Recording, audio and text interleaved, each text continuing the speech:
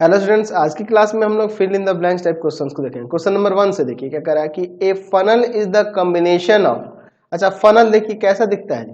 तो ऊपर से फ्रस्टम ऑफ कोन और नीचे से यहाँ पे सिलेंड्रिकल दिखता है ना जी। इसी तरह का ना होता है जी फनल, यही ना हमें दिखता है जी। ऊपर से फ्रस्टम ऑफ ए कोन, तो यहाँ पे फ्रस्टम भर देंगे, फ्रस्टम ऑफ ए कोन है ना, frustum frustum of a cone and a cylinder ऐसे हम लोग यहां पर लिख सकते हैं। अगला क्वेश्चन देखिए 2 number.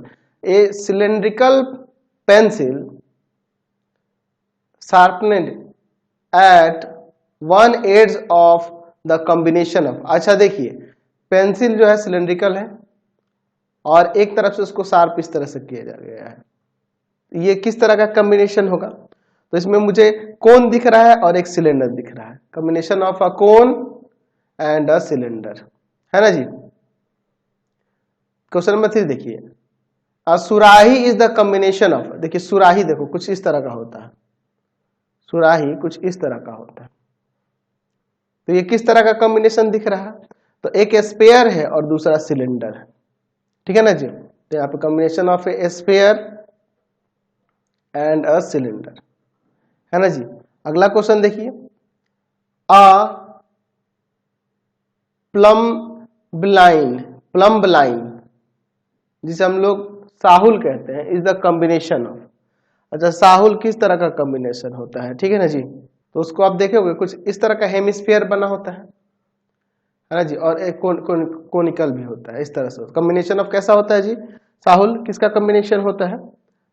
Combination of hemisphere, इसमें हेमी स्फीयर भरेंगे, is combination of a hemisphere and a cone, ठीक है ना जी। तो हेमिस्फीयर एंड कोन भर देंगे। नेक्स्ट क्वेश्चन देखिए 5 number. The shape of a glass tumbler is usually in the form. अच्छा, ग्लास का जो होता है ना कुछ इस तरह का ही ना ग्लास होता है जी। तो कैसा दिखने में होता है? फ्रस्टम ऑफ अ कोन, यहाँ पे भर देंगे। कैसा होता है जी, कैसा होता है? यूजुअली आपको देखने को मिलता है फ्रस्टम ऑफ ए कोन के फॉर्म में। तो यहाँ पे भर देंगे frustum of a cone, frustum of a cone. चलिए अगला क्वेश्चन देखिए, question number 6। The sphere of a गिल्ली, sorry the shape of a गिल्ली, स्पेयर में बोला, द शेप ऑफ ए गिल्ली in the gulli danda game the combination of. अच्छा, गिल्ली कैसे होती है? तो आपने गिल्ली देखी होगी, इस तरह की गिल्ली होती है ना, ऐसे और ऐसे होती है दोनों तरफ से, है ना। तो कैसे ये कॉम्बिनेशन होता है? तो ये इसमें दो गो कोन एक सिलेंडर होता है, कॉम्बिनेशन ऑफ किसका होता है जी? Shape the combination of two cones, है ना जी, एंड अ सिलेंडर, ठीक है ना जी। चलिए अगला क्वेश्चन देखते हैं, क्वेश्चन नंबर 7 नंबर में क्या कह रहा है कि a shuttle cork used for playing badminton, अच्छा, has the shape of the combination of. अच्छा, आप कॉर्क जो देखते हैं किस तरह का होता है? तो इस तरह का कॉर्क बना होता है, जिसको चिड़िया बोलते हैं, चिड़ी बोलते हैं। इस तरह का होता है और इस पे इस तरह का होता है, यही ना होता है जी। तो हेमिस्फीयर है और एक फ्रस्टम ऑफ ए कोन है, तो इसमें भर देंगे frustum of A cone, frustum of a cone and a hemisphere है ना, यही होता है। चलिए अगला क्वेश्चन देखिए 8 number. A cone is cut through a plane parallel to its base, then the cone that formed on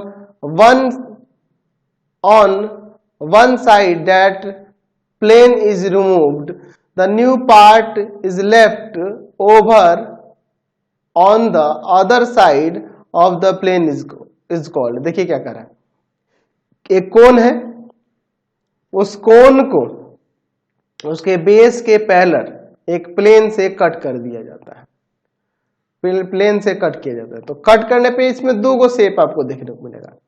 एक शेप तो हो गया आपका, ऊपर कोन बन जाता है, तो दूसरा शेप क्या होगा? तो ये दूसरा नीचे वाला शेप फ्रस्टम ऑफ ए कोन के फॉर्म में होता है।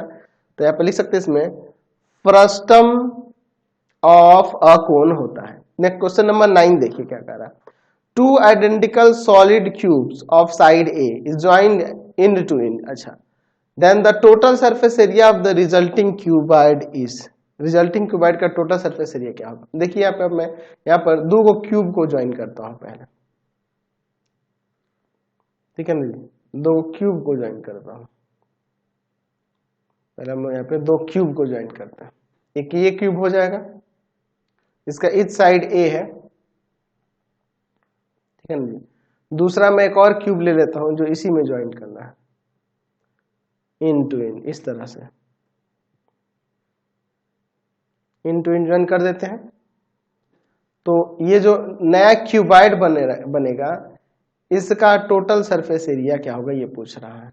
तो समझिए, ये ए होगा, ये ए होगा, तो टोटल 2a ना हो गया, लेंथ वेड्थ ए ही होगा और हाइट भी ए ही होगा, है ना जी। वेड्थ हाइट ए होगा और लेंथ 2a हो जाएगा। तो टोटल सरफेस एरिया क्या होता है इसके लिए? 2 इंटू में, क्यूबाइड के लिए 2 इंटू में L into B, B into H और H इंटू में L। यहाँ पे हो जाएगा 2 इंटू में 2a square a square 2a square, तो 5a स्क्वायर और यानी 10a स्क्वायर आ जाएगा। यहाँ पे भर देंगे 10a स्क्वायर। चलते हैं नेक्स्ट क्वेश्चन। क्वेश्चन नंबर 10 देखिए। A sphere steel ball of radius r is melted to make of 8 new identical balls, then the radius of each ball क्या होगा? देखिए क्वेश्चन नंबर 10 में हम लोग, हमारे पास r इसका रेडियस है और हमारे पास न्यू जो बॉल बन रही है वो कितनी बन रही है? 8 बन रही है, ठीक है ना जी। तो नए वाले का रेडियस क्या होगा? तो 8 को जो बॉल बन रही है उसका रेडियस हम लोग सपोज कर लेते हैं कि r है, r1 है, सपोज कर लेते हैं। तो उसका 8 के लिए 4/3 पाई r1 का क्यूब हो जाएगा। 8 इंटू ये 8 का हो गया और इसका वॉल्यूम किसके इक्वल होगा? तो जो हमारे पास स्फीयर है उसके वॉल्यूम के 4/3 पाई r क्यूब, क्योंकि उसी को ना मेल्ट करके ये बन रहा है 8। तो ये 4/3 पाई कट गया, ठीक है ना जी। तो यहाँ से r1 का क्यूब इक्वल टू हो जाएगा r/8 का, r का क्यूब बाई 8, यानी कि r1 का क्यूब इक्वल टू हो जाएगा r/2 का होल क्यूब, यानी कि r1 इक्वल टू में आ जाएगा r/2। यानी कि जो हमारे पास नए आइडेंटिकल बॉल बनेंगे उनके रेडियस, उसके रेडियस के हाफ होंगे, r/2 यहाँ ऑप्शन में भर देंगे। चलते हैं नेक्स्ट क्वेश्चन पे। क्वेश्चन नंबर 11 देखिए। If a solid cone of the base radius r and height h is placed over a solid cylinder having same radius of the base and the height that of the cone। अच्छा चलिए, then the curved surface area of the solid so formed। अच्छा देखिए, curve surface area क्या होगा जो solid form होगा उसका क्या है जी? एक सिलेंडर है और उसी के ऊपर कोन ऐसे ले लेते हैं, ठीक है, इस तरह से। दोनों का हाइट रेडियस से सेम है, ठीक है। तो इसका हाइट है h, इसका भी हाइट है h और रेडियस दोनों का r है। तो ये इसका स्लेंट हाइट हो जाएगा √h² प्लस r स्क्वायर ना जी। ये स्लेंट हाइट जिसे हम लोग L से भी डिनोट करते हैं। चलिए, तो दोनों का कर्व सरफेस है, तो सिलेंडर के लिए हो जाएगा 2πrh और कोन के लिए हो जाएगा यहाँ पर πrl। यहाँ से आप πr कॉमन कर सकते हैं, अंदर यहाँ पे बच जाएगा 2h और प्लस का l का वैल्यू यहाँ पे रख देते हैं, ठीक है ना जी। तो πr 2h और प्लस का l की जगह पर √h² प्लस r²। तो यही ऑप्शन हो जाएगा। देखिए तो यही हो जाएगा आपका आंसर, ठीक है ना जी। तो यही भर देंगे, वहां पर आ जाएगा πr ब्रैकेट के अंदर ये पहले लिख देते हैं √h² प्लस r² और प्लस में 2h। चलते हैं अब नेक्स्ट क्वेश्चन पे।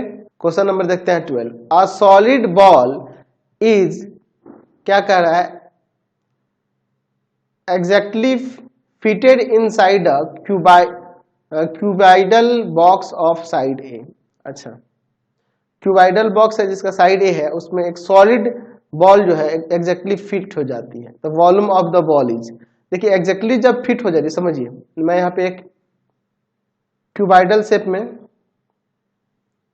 है ना जी,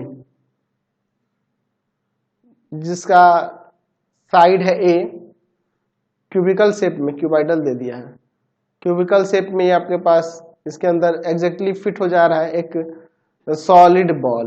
तो जब एग्जैक्टली फिट हो रहा है तो उसका साइड इसके डायमीटर के इक्वल होगा, उसका साइड इसके डायमीटर के इक्वल होगा ना जी। यानी कि इसका साइड जब a है तो इसका डायमीटर भी ये होगा, यानी रेडियस a/2 हो जाएगा, रेडियस a/2 हो जाएगा। तो हमें पूछ रहा है वॉल्यूम क्या होगा, तो इस स्फीयर का वॉल्यूम क्या होता है 4/3 पाई a/2 का क्यूब। तो यानी आ जाएगा 4/3 पाई a क्यूब और बाई में आपका 8, 4 2 जा 8, यानी आ जाएगा कितना हो जाएगा जी π/6 a का क्यूब। यहाँ पे भर देंगे π/6 a का क्यूब, ये आपका आंसर हो जाएगा। चलते नेक्स्ट क्वेश्चन, क्वेश्चन नंबर 13 देखिए। A solid cylinder of radius r and height h is placed over other cylinder of the same height and same radius, then the total surface area of the shape so formed। देखिए क्या कह रहा है कि एक solid cylinder है जिसका radius r है, हाइट h है, over the cylinder of the same height and same radius. अच्छा, एक दूसरे को मतलब दो सिलेंडर है, ठीक है ना जी, और दोनों का रेडियस और हाइट सेम है, ठीक है। यहां पर दो सिलेंडर है और दोनों का हाइट और रेडियस सेम है, तो इन दोनों के कंबाइन करने पर इस टोटल शेप का कह रहा है सरफेस एरिया क्या होगा, टोटल सरफेस एरिया, यही यहाँ पे निकालना है, ठीक है ना जी। तो देखो टोटल सरफेस एरिया निकालने के लिए समझिए, टोटल हाइट यहाँ से यहाँ तक 2h हो जाएगा, क्योंकि अगर h है तो ये टोटल 2h। अच्छा, ये रेडियस जो है यहाँ पे इसको भी r ले लेते हैं, ये इसका भी रेडियस r ही होगा। तो अगर मुझे इसका टोटल सरफेस एरिया चाहिए होगा तो देखो ये बीच वाला सर्कल तो गायब हो गया, एक दूसरे कंबाइन हो गए, ऊपर और नीचे सर्कुलर है और ये हमारा सिलेंडर के फॉर्म में हो गया। या आप ऐसे सोचना कि सिलेंडर है जो कि जिसका हाइट 2h है और रेडियस r है, तो उसका वॉल्यूम क्या टोटल सरफेस एरिया क्या होगा, तो 2 पाई r ब्रैकेट में r और प्लस का h, तो h की जगह पे 2h है, यही आपका हो जाएगा 2 पाई r प्लस का 2h। समझ गए। चलते हैं नेक्स्ट क्वेश्चन पे। नेक्स्ट क्वेश्चन देखिए 14 number. To identical solid hemisphere is equal base radius r stuck together along their bases, then the total surface area of the combination। देखिए दो गो हेमिस्फीयर है, ठीक है, सेम रेडियस के, तो जब एक दूसरे को इसको कंबाइन करेंगे तो ये इसका बेस वाला ये पोर्शन तो गायब हो जाएगा, खाली ये कर्व वाला बचेगा। जब इसका भी रेडियस r है इसका भी रेडियस r है, तो कंबाइन करने से हमें एक स्फीयर बन जाएगा। तो स्फीयर का अगर रेडियस r हो तो उसका टोटल सरफेस एरिया क्या हो जाएगा 4 पाई r स्क्वायर। यहाँ पे रेडियस सेंटीमीटर में है तो सेंटीमीटर स्क्वायर दे दो। चलते हैं नेक्स्ट क्वेश्चन 15 नंबर पे।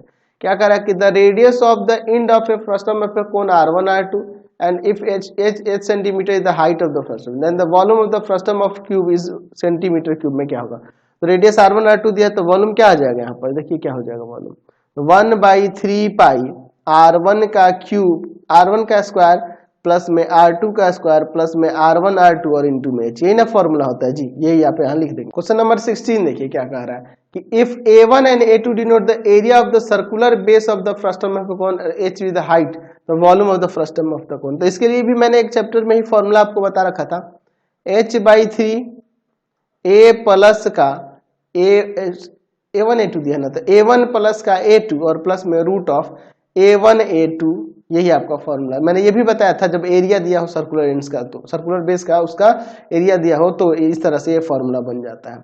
क्वेश्चन नंबर 17 देखिए। The radii of the end of the frustum of A cone is r1 r2 and the height h, the frustum of a frustum then क्या कर रहा है the frustum then the height of the cone which the frustum is a part is। अच्छा, उस height of cone क्या होगा जिसका frustum एक पार्ट है, उसका हाइट क्या होगा ये हमें यहाँ पर बताना है। देखिए यहाँ पर मैं फ्रस्टम ऑफ ए कोन ले लेता हूं, ठीक है, कुछ इस तरह से समझ रहे बात को ना। इसका हाइट दिया हुआ है और रेडियस दिया हुआ है एंड्स का, समझ लीजिए। यहाँ पर ये आपका r1 है और ये आपका r2 है, हाइट ये वाला h है। तो क्या कह रहा है कि हाइट हमें निकालना है उस कोण का इस तरह से जिसका फ्रस्टम जो है एक पार्ट रहा होगा, इस तरह से ये जो कोण होगा इसका हाइट निकालना है, समझ लीजिए। ये वाला हाइट पता करना टोटल यहाँ से यहाँ तक, ठीक है ना जी। सपोज कर लीजिए इस हाइट को हम लोग यहाँ से फिगर इसी में दिखा देते हैं, कैपिटल H है, ठीक है ना जी। तो अब इसके बाद देखिए, तो यहाँ पर अगर O A B C D देते हैं तो ट्रायंगल OAB सिमिलर हो जाएगा किसके, ट्रायंगल OCD के। पूरे वाले के सिमिलर होगा कि नहीं, बिल्कुल होगा। तो तो इसमें हम लोग जानते हैं सिमिलर होने पे कॉरस्पॉन्डिंग साइड्स का रेशियो इक्वल होता है। तो OC तो बाई में इधर OA हो जाएगा, है ना जी, और इधर इसमें A भी ले लेते हैं, नहीं बड़े वाले में ले रहा ना, तो आपका CD हो जाएगा, CD तो इस वाले में ले लेंगे AB। तो देखिए ये OC की बात करें तो ये हम लोग कैपिटल H से डिनोट कर देते हैं, कैपिटल H से, स्मॉल नहीं कैपिटल H से, क्योंकि इसका हाइट स्मॉल H से डिनोट किया गया। और OA की बात करेंगे यहाँ से यहाँ, तो टोटल हाइट में से ये स्मॉल h सब करेंगे तो हो जाएगा। अच्छा, और CD की बात करें तो ये R1 है और ये वाला आपका R2 है।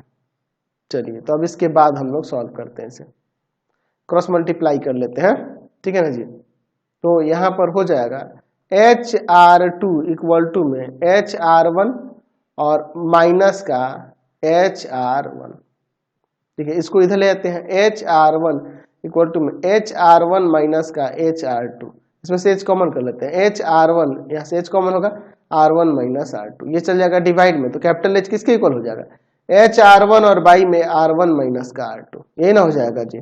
चलिए तो यही यहाँ पे फिल कर देंगे, HR1 बाई में R1 माइनस का R2, इस कोण का हाइट हो जाएगा, ठीक है। क्वेश्चन नंबर 18 देखिए, the radii of the end of the frustum of a cone is R1 R2 and the slant height is L, then the slant height of the cone when the frustum is apart। अच्छा, इसका slant height निकालना है, जबकि इसका slant height दिया हुआ है L। तो इस पूरे के slant height को यहाँ से यहाँ तक हम लोग कैपिटल L से डिनोट कर देते हैं, ठीक है ना जी। तो सेम वही काम अब यहाँ पे भी करेंगे, यहाँ पर ट्रायंगल को सिमिलर कर लेते हैं हम लोग। ट्रायंगल ये सिमिलर हो जाएगा तो यहाँ पे लिख सकते हैं, अगर चाहे तो OCB है ना, OCD है, तो OCD का पार्ट कौन सा लेंगे जी, आपका हो जाएगा CD इसका, और इस छोटे वाले ट्रायंगल का हो जाएगा AB।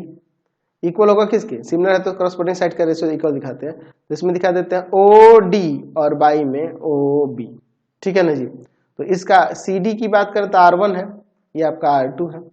अच्छा, OD की बात करेंगे OD, तो OD आपका कैपिटल L है और OB जो है L माइनस L है, OB जो होगा पूरे L में से इस L को सब्ट्रैक्ट करना होगा, यही ना जी। क्रॉस मल्टीप्लाई करते हैं यहाँ पे भी, तो हो जाएगा यहाँ पर, इधर आके मल्टीप्लाई करेगा, ये इधर आके LR1 माइनस का LR1 इक्वल टू में LR2, इसको इधर लाते हैं, इसको इधर ले आते हैं, LR1 माइनस का LR2 इक्वल टू में LR1। चलिए इसमें से L कॉमन करेंगे, R1 माइनस R2 आ जाएगा इक्वल टू में LR1।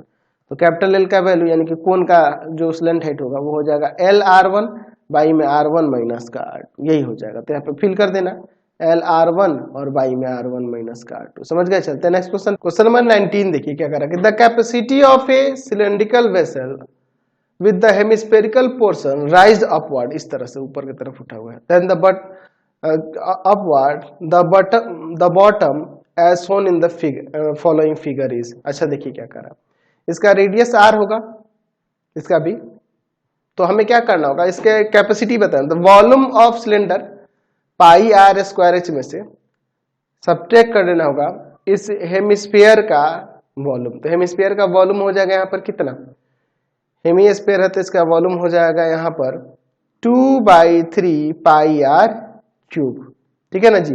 एक काम करते हैं, अब यहां से देखो क्या करते हैं, इसमें से पाई R स्क्वायर कॉमन, तो यहां क्या बच जाएगा H माइनस का 2/3R, पाई R स्क्वायर, अंदर एलसीएम ले लेते हैं 3H माइनस का 2R, तो यानी आ जाएगा, इसे चाहो तो लिखना 1/3 3H माइनस का 2R इंटू में पाई R स्क्वायर।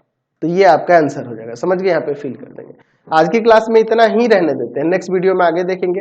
आपको हमारे 3 चैनलों को सब्सक्राइब करना होगा। पहला है पाथ फाइंडर क्लासेस छपरा, दूसरा है आपके पास भारती भवन रविकांत सर, भारती भवन रविकांत सर, और तीसरा चैनल है Ravikant sir RD Sharma solution. RD Sharma solution, तीनों चैनलों को सब्सक्राइब कर लेंगे। इससे रिलेटेड वीडियो के लिए सीधे डिस्क्रिप्शन में, इससे रिलेटेड नोट्स के लिए गूगल पे जाकर सर्च करेंगे www.ravikantsir.in और यहाँ जाकर आप सभी क्लासेस के नोट्स, उनके PDF को डाउनलोड कर सकते हैं, पढ़ सकते हैं। इंस्टाग्राम और फेसबुक पे जाकर पाथफाइंडर क्लासेस अपना को लाइक एंड फॉलो करना नहीं भूलेंगे। Thanks for watching the video. Comment करके जरूर बताएं कि हमारे चैनल के वीडियोज आप सभी को कैसे लगते हैं। Thanks for watching.